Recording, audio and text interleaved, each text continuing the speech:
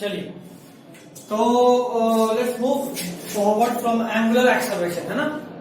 हम लोग angular acceleration का बात कर लिए थे, हमने उसका डायरेक्शन का भी बात करा था कि डायरेक्शन ऑफ अल्फा अगर ओमेगा बढ़ रहा है तो उसकी तरफ ही है, ओमेगा घट रहा है तो उसके ऑपोजिट है, और ओमेगा के परपेंडिकुलर है इफ ओमेगा इज कांस्टेंट, ऐसा हम लोग बात कर लिए थे। अगला हेडिंग डालिए, इफ अल्फा इज कांस्टेंट।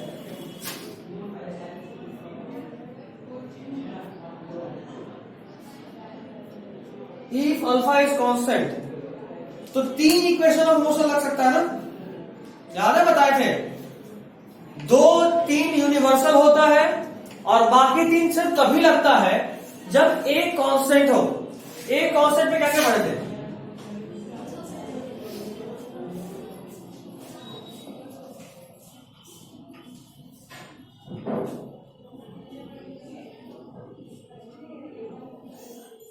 एक दिन पढ़े थे।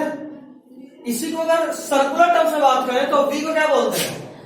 Omega final is equal to omega initial plus alpha T बोल सकते हैं। इसको क्या बोलेंगे? s यानी theta is equal to omega initial T plus half alpha T square, और इसको क्या बोलेंगे? ओमेगा फाइनल का स्क्वायर माइनस ओमेगा इनिशियल का square is equal to 2 alpha theta. कोई कष्ट किसी को तो बताइए। नहीं लीजिए इतना।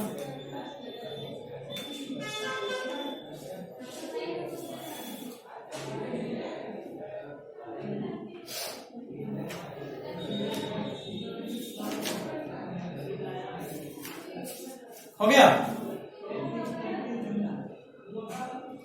अगला हेडिंग डालिए, यूनिवर्सल लॉ। ये कब एप्लीकेबल है? जब अल्फा कांस्टेंट हो। अगला हम लोग यूनिवर्सल वाले का बात करेंगे।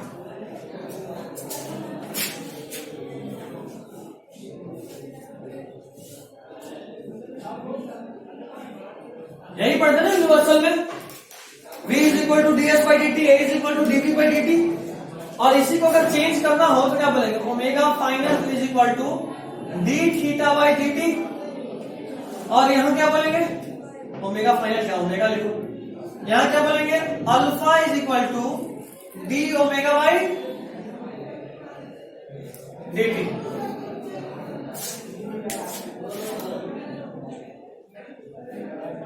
ठीक है यहां तक?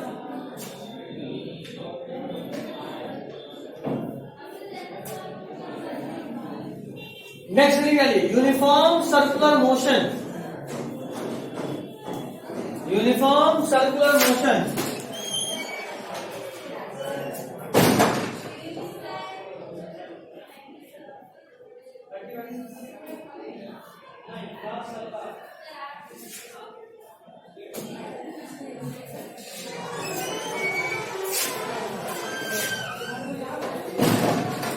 ठीक है। यूनिफॉर्म सर्कुलर मोशन क्या बोलता है कि कोई ऑब्जेक्ट अगर सर्कुलर पाथ पे है, कोई ऑब्जेक्ट अगर सर्कुलर पाथ पे है, ठीक है, तो वहां पे खास बात ये होना चाहिए कि किसी भी पॉइंट पे उसका वेलोसिटी अगर कांस्टेंट है, सेम, कहीं भी देखें, यहां भी देखें तो क्या रहेगा? ठीक है, तो उसको क्या बोलेंगे? Uniform circular motion. लिखिएगा इसके बारे में, डायग्राम बना लीजिए, उसके बाद लिखिए।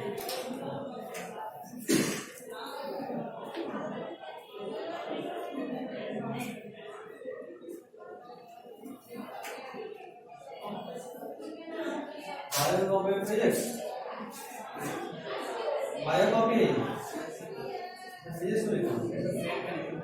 ये टाइम पास वाला काम। एक बार देखो, घर पे दिमाग रिवाइज करो, याद करें, उसको फॉर्मूला लिखिएगा। Since only direction of velocity is changing, since only direction of velocity is changing and magnitude is constant, since only direction of velocity is changing and magnitude is constant, it is a case of uniform circular motion.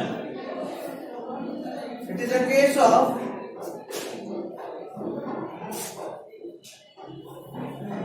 Uniform circular motion. हो गया. अब जरा बताना कब ऐसा होगा. यहां acceleration है या नहीं है? नहीं है. एक्सेलरेशन किसको बोलते हैं? Rate of change of velocity. मतलब वेलोसिटी चेंज होगा तभी एक्सेलरेशन होगा ना. यहाँ वेलोसिटी चेंज हो रहा है नहीं, डायरेक्शन बदल रहा है, वेलोसिटी चेंज नहीं हो रहा. यहाँ है एक्सेलरेशन, यहाँ पे एक्सेलरेशन है. बिल्कुल. तो यहाँ एक्सेलरेशन है ना. समझ रहे बात? वापस बताऊं. Velocity is a vector quantity. और आप जो सोच रहे हो कांस्टेंट है वो सिर्फ उसका मैग्नीट्यूड कांस्टेंट है. डायरेक्शन तो लगातार बदल रहा है. And as velocity overall is changing means के this in this motion there is a role of acceleration as well. And जैसे ही आप एक्सेलरेशन का बात करोगे और आप कहोगे एक्सेलरेशन है लेकिन मैग्नीट्यूड कांस्टेंट है, means acceleration is perpendicular to. ठीक है, इसलिए ये पॉइंट.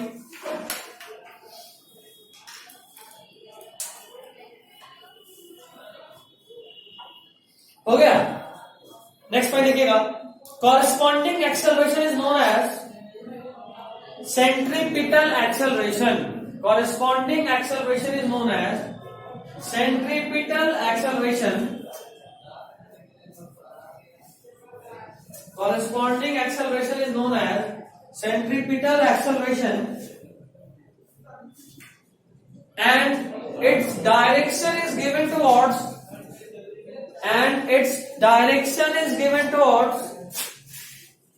the center.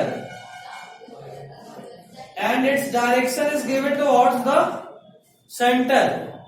ठीक है. और फॉर्मूला अगर बात करें तो सेंट्रीपिटल एक्सेलरेशन को ऐसे डिनोट करते हैं.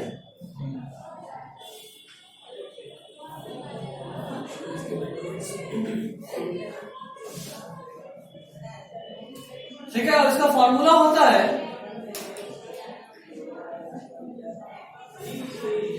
Centripetal acceleration is equal to v square by R. ठीक है. नेक्स्ट हेडिंग क्या लिए? Non uniform motion.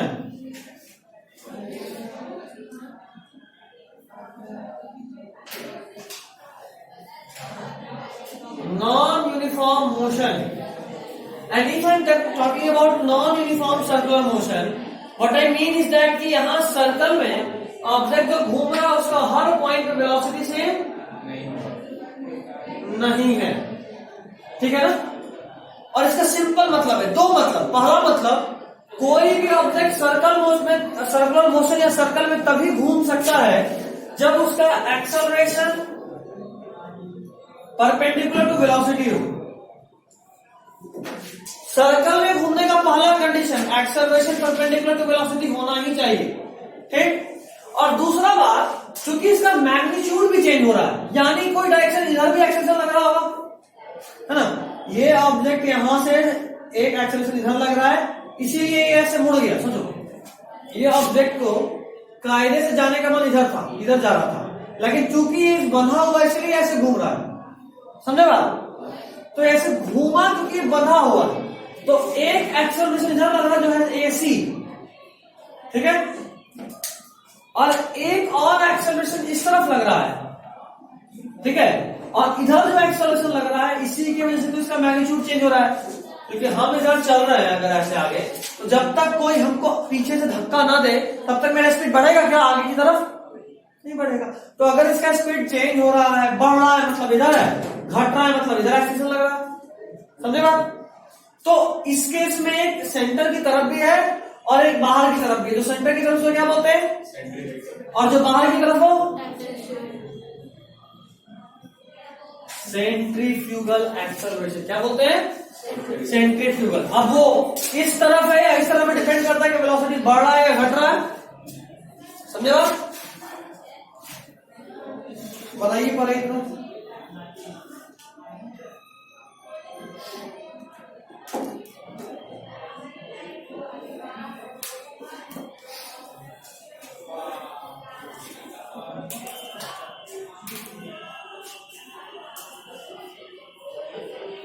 ठीक है यहां तक?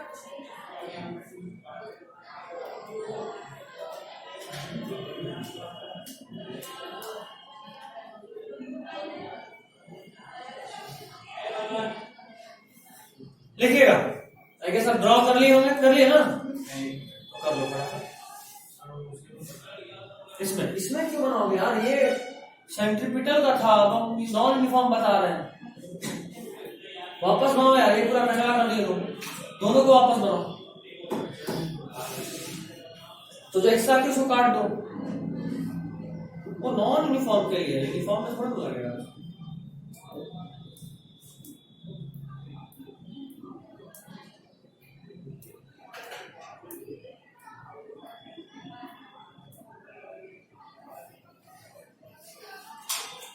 लिखिएगा, हो गया ना? लिखिए, since both magnitude and direction of velocity is changing,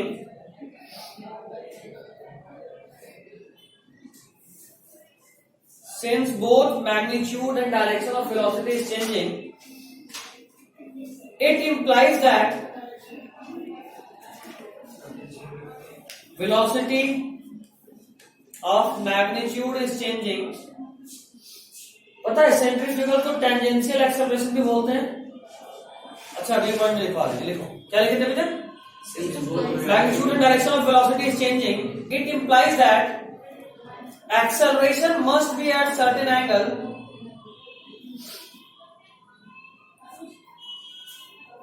acceleration must be at certain angle,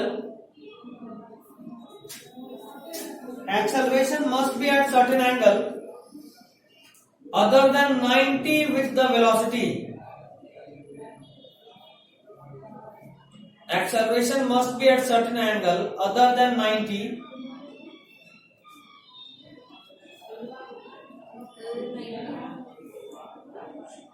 with velocity.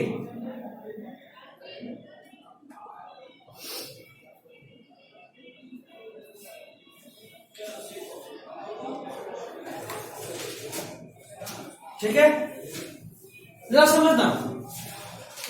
एक एक्सेलरेशन इस तरफ है, मान लो दूसरा इस तरफ है, तो नेट पक्का इधर आएगा, समझ रहे हो? अब एक साथ दो एक्सेलरेशन लगता है ऐसा नहीं, एक्सेलरेशन एक ही लगता है, उसका कंपोनेंट हम ब्रेक करते हैं अपने सहूलियत के लिए कि रीड करना स्टडी करना आसान हो।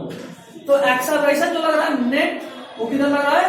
इस तरफ। तो देखो वेलोसिटी के साथ कुछ एंगल पे है जो कि 90 के बराबर नहीं है, जबकि पिछले केस में जब वेलोसिटी कांस्टेंट था तो इधर तो कोई एक्सेलरेशन था ही नहीं, सिर्फ एक ही एक्सेलरेशन था सेंटर की तरफ, और दोनों के पीछे एंगल कितना था? 90। समझे? तो अगर आपसे कोई बोले कि एक सर्कुलर मोशन है जिसमें एक्सेलरेशन और वेलोसिटी के बीच का एंगल 90 है, तो वो यूनिफॉर्म है या नॉन यूनिफॉर्म? ठीक, इसका उल्टा अगर हम बोले तो एक सर्कल है जिसमें मतलब सर्कुलर पाथ पे ऑब्जेक्ट मूव कर रहा है, जिसमें वेलोसिटी और एक्सेलरेशन के बीच का एंगल कुछ है जो 90 के बराबर नहीं है, तो क्या बोलेंगे? Non uniform. That's it. समझ गए यहां तक? लिख लिया सब लोग?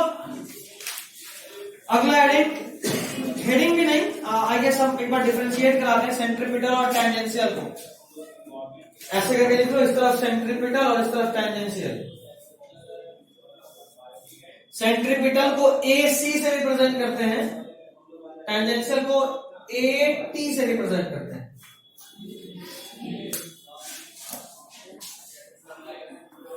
AC centripetal, AT tangential.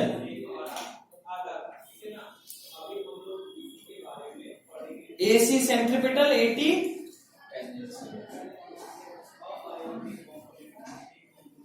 Centripetal में लिखो, it is only responsible for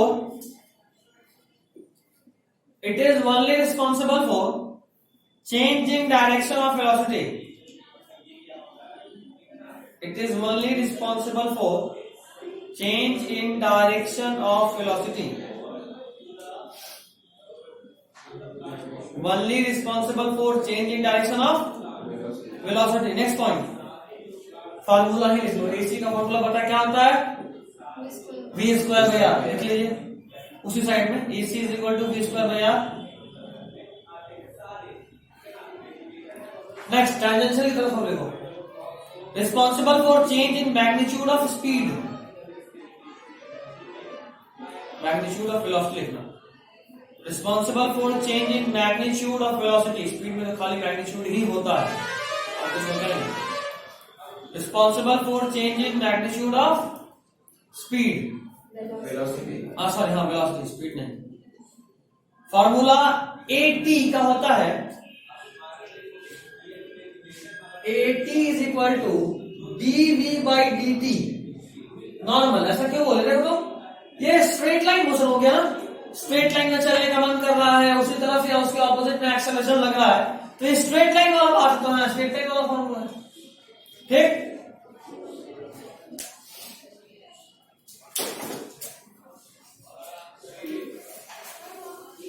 next heading. वैसे हम ये बता चुके हैं कैसे इनेट अलग लगता है, बट उसी को डिटेल में लिख लो। In non uniform circular motion, heading बनाइएगा, in non uniform circular motion, in non uniform circular motion, heading.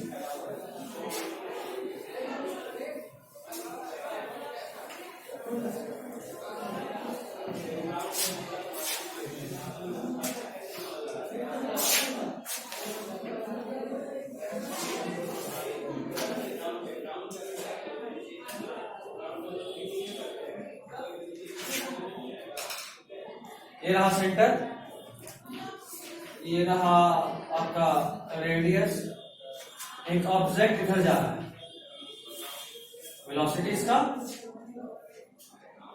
इधर का, इसमें सेंट्रीपिटल एक्सेस कितना लग रहा होगा, और टेंजेंशियल अगर वेलोसिटी की डायरेक्शन की तरफ ही है, इसका मतलब क्या है, स्पीड बढ़ रहा है घट रहा है, वेरी गुड, स्पीड इंक्रीज कर रहा है। और AC और AT का A नेट कुछ इधर आएगा, देख रहे हो, अभी बताए थे आपको। यहां पे अगर आपसे पूछे A नेट होगा कितना, आप सीधा बोलोगे सर रूट अंडर AC का स्क्वायर प्लस इन दोनों का एक कॉम्बिनेशन ही तो है ना, ये A नेट का कंपोनेंट ही है AC और AT। ठीक, देखिए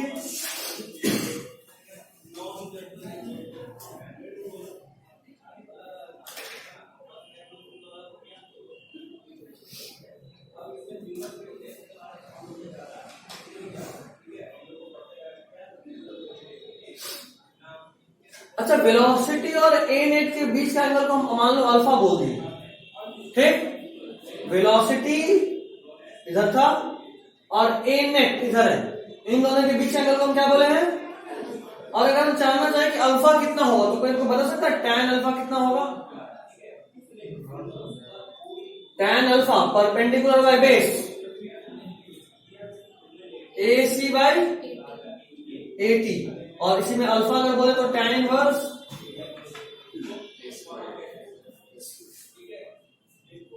गॉट इट ना। कोई डाउट है तो बताइए, हम आज थोड़ा तेजी में लेकर चल रहे हैं, कोई दिक्कत है तो बता दीजिएगा। कोई दिक्कत,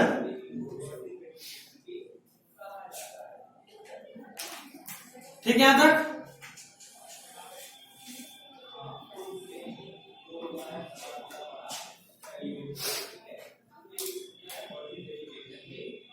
कोई दिक्कत तो बोलो, नहीं आगे बढ़ते हैं।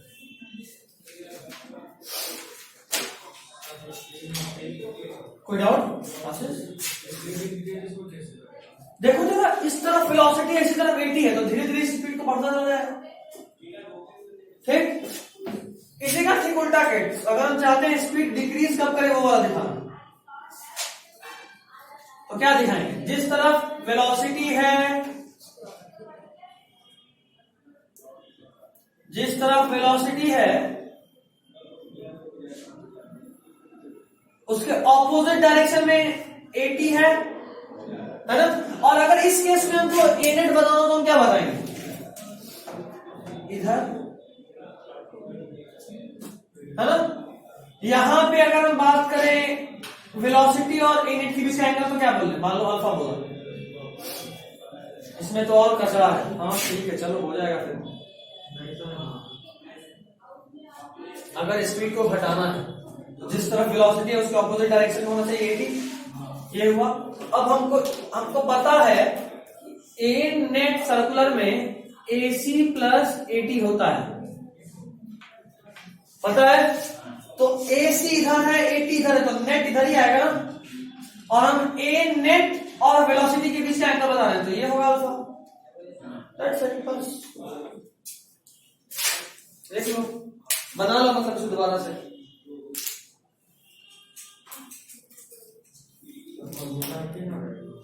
फॉर्मूला, हाँ हाँ हाँ बिल्कुल।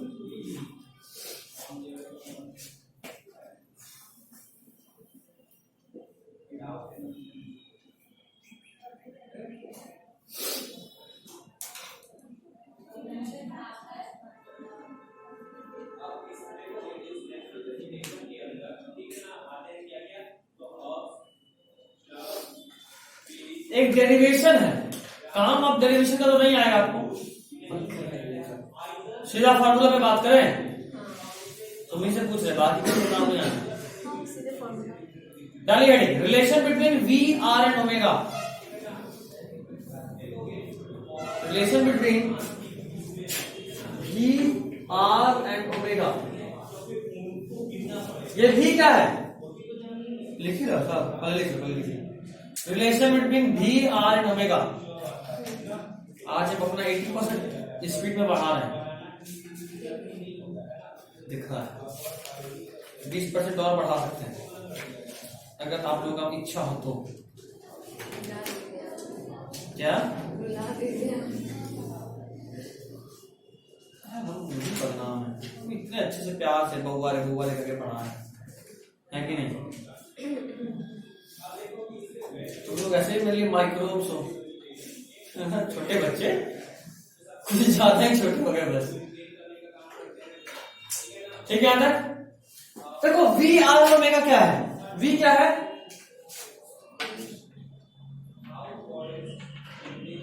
लीनियर वेलोसिटी, स्ट्रेट पाथ में चल रहे तो वेलोसिटी। R क्या है, ओमेगा क्या है,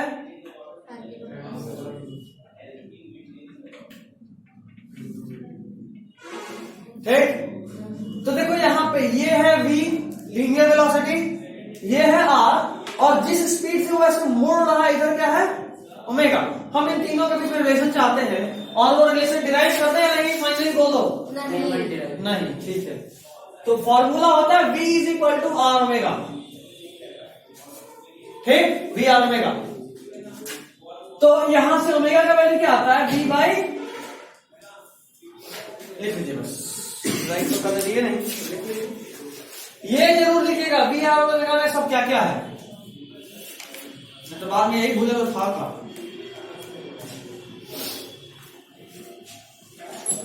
एक्चुअल वेक्टर वाइज फॉर्मूला बताएं, जो V is equal to R omega बोल दिया। नॉर्मली आपका काम हमेशा इससे हो जाएगा, बट अगर वेक्टर वाइज बात करें, जब आपको डायरेक्शन पूछ दे तो याद रखिएगा असली फॉर्मूला वेक्टर वाइज होता है V is equal to omega cross R। बस इसी को रिवर्स, क्योंकि बताए थे क्रॉस में you can not reverse, mathematically 2 into 4 और 4 into 2 बात बराबर होता है ना, दोनों में 8 है, लेकिन अगर क्रॉस दिखे तो ऐसा नहीं कर सकते। और हम बताए थे कि मैथ्स में इसका एक लॉ है, क्या नाम है आपके पास लॉ का, कि रिवर्स ऑर्डर में ऐड कर सकते, मल्टीप्लाई कर सकते, सब्ट्रैक्ट नहीं कर सकते, ऐसा करके बताया थे। Commutative law, very good, this is commutative law where the reverse is also true, so this does not follow the commutative law. 2 गुना 4 कितना होगा, 4 गुना 2, सौरभ बताएगा कितना होगा 8। ये सही है दोनों ही केस में। 2 माइनस 4 कितना होगा,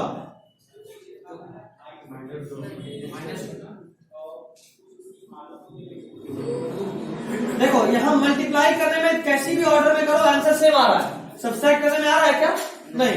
इसका मतलब कि जहां रिवर्स भी ट्रू हो उसको बोलते हैं कि वो कॉम्यूटेटिव लॉ को फॉलो कर रहा है, और जहां रिवर्स भी ट्रू नहीं हो उसको क्या बोलेंगे, कॉम्यूटेटिव लॉ को फॉलो नहीं कर रहा। तो क्रॉस प्रोडक्ट कॉम्यूटेटिव लॉ को फॉलो नहीं करता।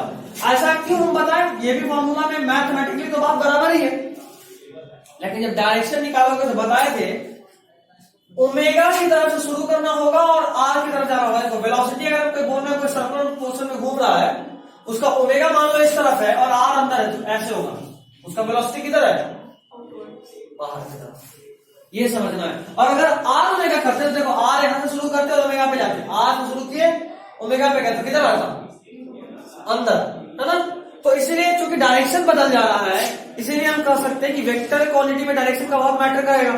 तो डायरेक्शन बदल गया यानी वेक्टर बदल गया, तो आंसर सेम नहीं आ रहा है, वही अंतर जैसे जो 2 और -2 में है ना।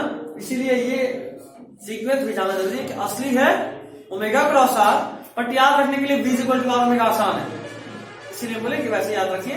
बट इसका काम सिर्फ डायरेक्शन निकालने में आएगा, और जो ज्यादातर काम नहीं पड़ता, ना के बराबर 5 साल 6 साल में एक बार देखेगा इसमें कोर्स नीट में, जेई में भी।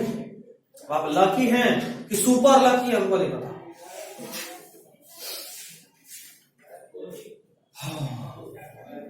एटी का फॉर्मूला डिराइव करना है, गुड, काम देगा ना अब काम खाली फॉर्मूला देगा। एटी = r अल्फा होता है, ऐसे लिख लीजिए, जैसे v = r ओमेगा लिखे, उसी तरह eighty r alpha, r alpha.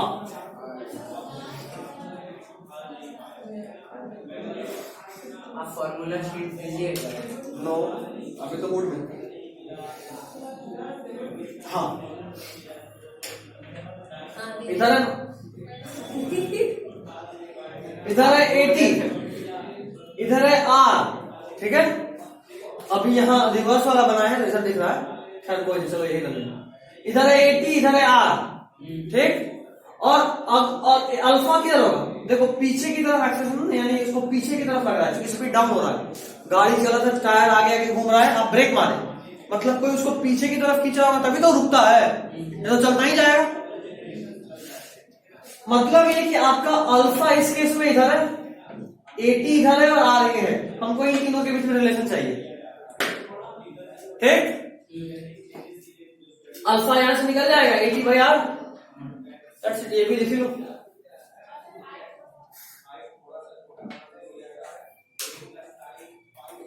ये सब लिख लो। 80 क्या है? लीनियर ट्रांसलेशनल एक्सेलरेशन, अरे हाँ, लीनियर टेंजेंशियल एक्सेलरेशन। अल्फा क्या है? Angular acceleration. आर क्या है? रेडियस, ये लिखना है।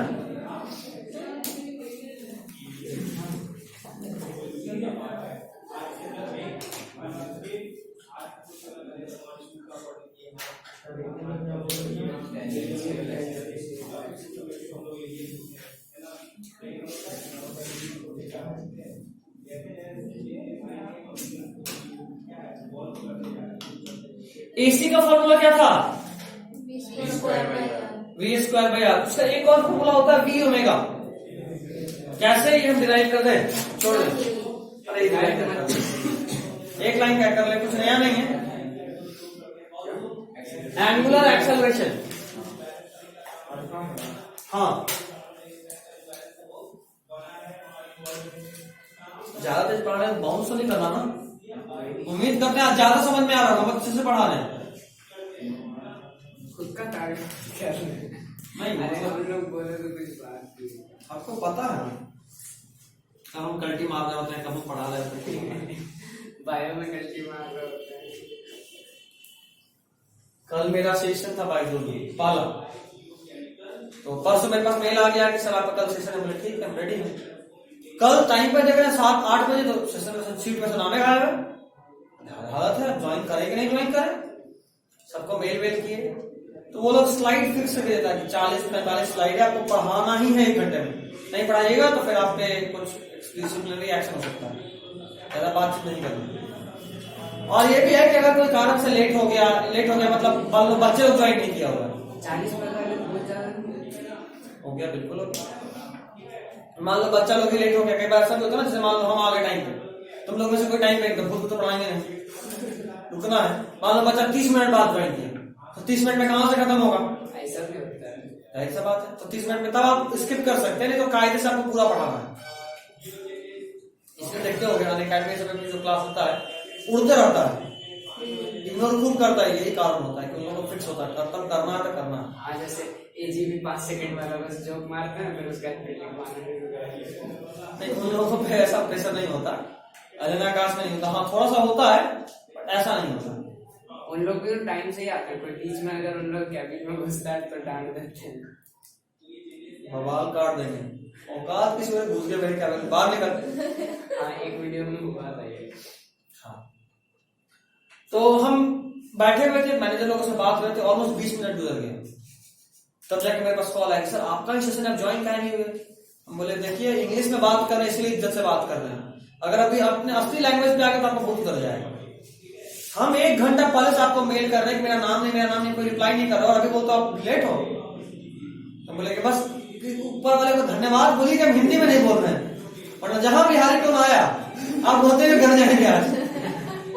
तो कह वाह ठीक है सर, नहीं सर प्लीज ज्वाइन। अच्छा ठीक है, जा माफ किया, ज्वाइन किया। मेरे पास सिर्फ 40 मिनट बचा था, हम 40 को सही खत्म कर रहे हैं मजे में। 3 मिनट केवल एक्स्ट्रा लेना पड़ा हमें। कौन से क्लास का बच्चा? 6 था। मर गया 6 में ऐसे ही 5 क्लास वो है यार, फिर थोड़ा सा ज्यादा हो जाता है। मन भर एकदम, बोले ठीक है, मन भर के आपको मन में सुनाया और नहीं बात करके पढ़ा है। हम वहां पे भी बात करते हैं, ऐसा नहीं बात नहीं करते। अगर कोई सोचता है कि वहां नहीं बात करते ना, वहां भी बात करते हैं। फिर 8th क्लास का था तो कहानी में था बच्चा स्कूल में घूम रहा है, वो अपने अलग अलग स्पोर्ट्स एक्टिविटी देख रहा है और वहीं पे वो बॉल को हिट करते हुए देखा तो उसको लगा कि अच्छा बॉल पुश हो रहा है, ये फोर्स है। बोले गजब। हम पूछे कि भाई आप लोग में से कितने लोग लंच में रोम करते हो? रोम मतलब बेकार टहलना। एक बच्चा बोला हम सर हम बोले हाँ हम भी वैसे ही थे। उसके बाद उनका कहानी, भाई देखो हमारे स्कूल के टाइम में लंच खुला 20 सेकंड में तो लंच गायब हो जाता है, फिर तो पूरा लंच क्या करता है, घूमना ही है, या फिर किसी और का लंच में झपटो या फिर घूमो। There is no other option. तो वहां पे बात किया। तो जब हम 40 मिनट में 40 स्लाइड उड़ा सकते हैं, तो तुम लोग बोले तभी तो बोला कि 80%। कल वाला थोड़ा सा आदत है खैर, और समझ में उनको भी आया था, रेटिंग बहुत अच्छा मिला, तुम लोग को भी आ रहा है, इसीलिए उनको पता है कि आ रहा है कि नहीं आ रहा है। क्या बता रहा था? डेरिवेशन।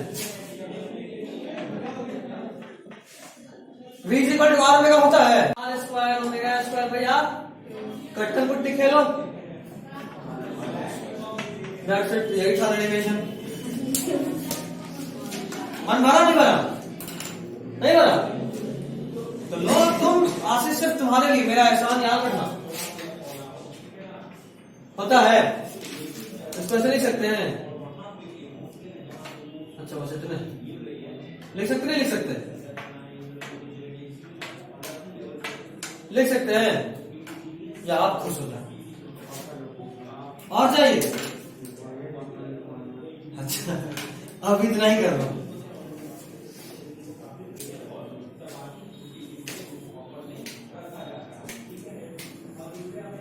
जितना बक्सा में बंद करके फॉर्मूला दे रहे हैं एकदम दादी अम्मा तिजोरी टाइप संभाल कर रखी हो, रगड़ के याद करना है।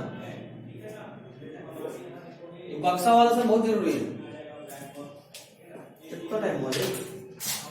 टाइम हो गया और 15-20 मिनट और पढ़ोगे? 1 घंटा आधा घंटा कर एकदम जान लेंगे। बायोलॉजी में तो टाइम पास कर रहे हो, जान लीजिए। बहुत दूसरा जी बाप में कितना भी पढ़ पढ़ाए हैं ना, और पहले से ना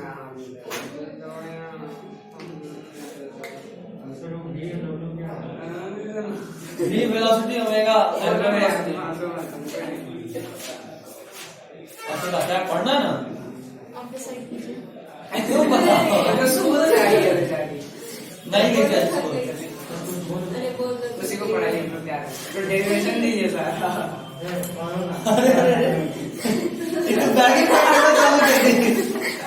किसी को भी पढ़ने का मन नहीं करा, पढ़ाए देखो आशीष बोल किया। चलो तो तुम लोग जाओ, खाली आशीष पढ़ेगा। आप आप ही ना बोले जाओ। जोकिंग। ऐसा जोक नहीं चलता है। जो अरे डालो motion in vertical circle. Vertical सा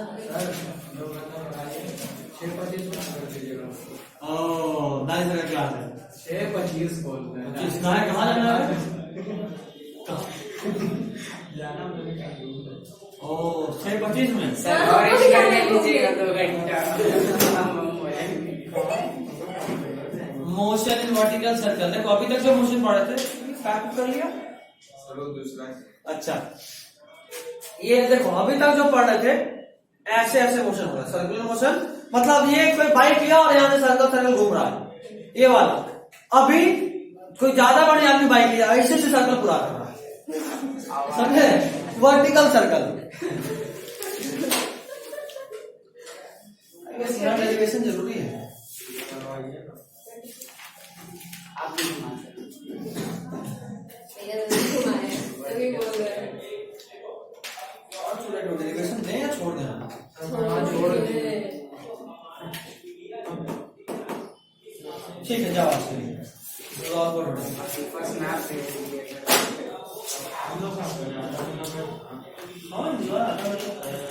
कब आउट हो फिर? आप चीटिंग करते हैं हम लोग तो अच्छा से खेल ही भाई, आप चीटिंग करते हैं। वैसे करो बेचारा लोग कभी नहीं जा रहे हैं, कभी उल्टी के सुनाते हैं।